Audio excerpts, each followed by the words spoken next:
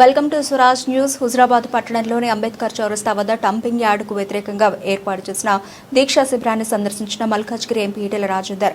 Huzurabad dumping యార్డుకు వ్యతిరేకంగా అఖిలపక్షం చేస్తున్న ఉద్యమానికి నా సంపూర్ణ మద్దతు. డంపింగ్ యార్డుతో చాలా దుష్ప్రయోజనాలు ఉన్నాయి. చెరువులు, కుంటలు, భూగర్భ జలాలు నాశనమవుతాయి. డంపింగ్ యార్డు విషయంలో రాజకీయం చేయడానికి రాలేదు. ప్రజల జీవితాలతో చెలగాటం ఆడే దుర్మార్గుల్లారా జాగ్రత్త. నేను ఎమ్మెల్యేగా ఉన్నప్పుడు డంపింగ్ యార్డుకు అనుమతులు వచ్చిన మాట వాస్తవం. నాతో అప్పుడు ప్రభుత్వానికి ఉన్న సంబంధాలు ఏంటో అందరికీ తెలుసు.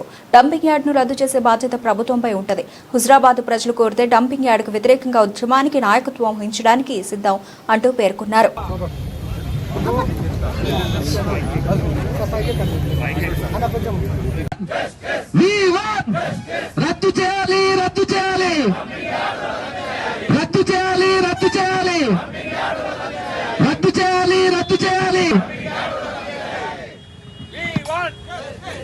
రోజుల నుంచి హుజరాబాద్ ప్రాంతంలో డంపింగ్ యార్డు వెంటనే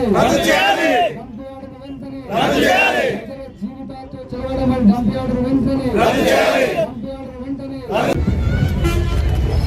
ఈ ప్రాంతాన్ని విషపూర్ణం చేస్తున్నందుకు దుర్మార్గపు ఆలోచనకు వ్యతిరేకంగా హుజరాబాద్ పక్క గ్రామాల ప్రజలు జాయింట్ యాక్షన్ కమిటీలో ఏర్పడి మీరు చేస్తున్న ఉద్యమానికి నాలాంటి కూడా సంపూర్ణంగా మద్దతిస్తున్నాం. నేను రాజకీయాలు మాట్లాడడానికి రాలేదు. 2025లో వచ్చిందా, ఇది ఏ ప్రభుత్వం వచ్చింది, ఏ ప్రభుత్వం యాక్సిడెంట్ చేసింది, మీరు చేసిన ఎవరిలో మీకు తెలుసు. ఎందుకని నేను తప్పకుండా క్రియాశీలకంగా ఉంటా మీ వెంట అని అనుకోవచ్చు. మీకు అర్థమైతే అందుకు వస్తాను. అందుకనే కొద్దిమంది ఉంటారు, ఇట్లా రాస్తాడు అట్లా రాస్తాడు, ఎందుకో రాస్తారు, ఎందుకో చెప్తారు, ఇట్లా అంటే ఇవన్నీ నమ్మకం లేదు. ఖచ్చితంగా దీన్ని నిలువరించాల్సిన బాధ్యత ప్రభుత్వం మీద ఉంటుంది. లంగరాజు మాటలు కాదు నాకు కావాల్సింది, ముసలి కన్నీళ్ళు కాదు కావాల్సింది, నాకు అప్రిజిమెంట్ పాలసీ కాదు కావాల్సింది, నాకు ఆచరణ కావాలి. కాబట్టి ఇప్పుడు క్లారిటీ ఉండాలి. దాంతో అడగాలి ఎట్లయితే మీరు నాకు వస్తాను, బాగా బాగా బ్రహ్మాండం మాట్లాడుతాను, చెప్పండి కొట్టాలి అని ఎందుకోసం కొట్టాలి, ఎందుకోసం కొట్టాలన్న క్లారిటీ ఉండాలి. కాబట్టి దయచేసి నేను మళ్ళీ చెప్పుకుంటున్నా, నేను ఈ మధ్యకాలంలో జనరల్గా సుప్రీంకోర్టులో ఆ కేసు ఉంది, 17లో వచ్చింది 17. అయినా మనం దాని లోపే ఒక ఉద్యమం నేను రచిస్తున్నా. మీకు తెలుసుకోలేదు మేము ఏం చేయబోతున్నాము. ఇక్కడ కూడా నా పరిస్థితి అంతా మీకు తెలుసు. ఇక్కడ హుజరాబాద్ నా పరిస్థితి అన్నీ తెలుసు. నేను నాకంటే కొన్ని కావాలి. అయినా మీరు కోరితే నేను నాయకత్వం వహించడానికి సిద్ధంగా ఉంటే తప్ప లిప్సింగ్ కోసం నేను రాలేదని చెప్పి ఆశ్రయించి నా బాధ్యత నేను ఒక అడిగాను. నా విషయం గారు ఇన్ఫర్మేషన్ నేను 25 డేస్ నేను పెరిగింది ఇక్కడ.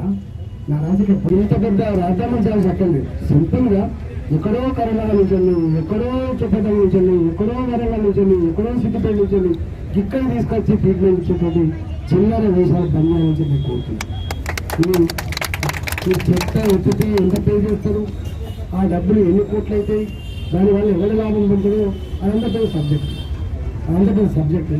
అదంతా ఇలా అక్కర్లేని సబ్జెక్టు.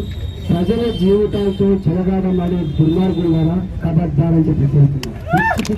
మీకు తెలుసు 2021 గెలిచిన తర్వాత నేను ఎమ్మెల్యే ఉన్న తర్వాత కూడా ఏం జరిగిందో మీరు సాక్ష్యం కదా. ఎమ్మెల్యే గారి అధికారులు ఎట్లా ఖతం చేయబడ్డాయి, ప్రోటోకాల్ ఎట్లా ఖతం చేయబడ్డది, ఎట్లా ఇన్సల్ట్ చేసిండు, ఎంత దుర్మార్గం చేసిండు. వారికి హుజరాబాద్ ప్రజానికం మొత్తం తెలంగాణ ఉద్యమానికి కేంద్ర బిందువులాగా ఉండి కరీంనగర్ కాపాడితే, కరీంనగర్ తెలంగాణ కాపాడితే తెలంగాణకి ఇచ్చిన గిఫ్ట్ ఏందో మీకు అర్థం కావాలి. మంచిగా అవసరమైతే ఇక్కడ శాతగా అని చెప్తే 100% నేను నాయకత్వం అయితే మీ సంగతి తెచ్చిపోతాను.